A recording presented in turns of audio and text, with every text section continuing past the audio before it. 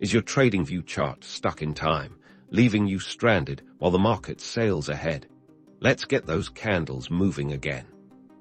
First, the most common culprit, the data feed. Look at the bottom right corner of your TradingView chart.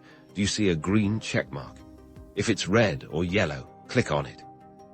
A window will pop up displaying the current status. Try selecting Reset Data Feed. This often solves minor hiccups. Still frozen? Time to check your internet connection. A weak or unstable connection is a frequent offender. Run a quick speed test. If your connection is slow, try restarting your router sometimes. That's all it takes. If the internet is not the problem, try a different browser.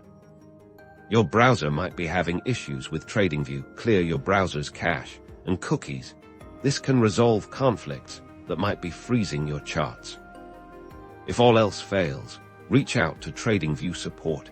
They have a dedicated team to help you get back on track. Link is in the description below. Get those charts moving, and happy trading.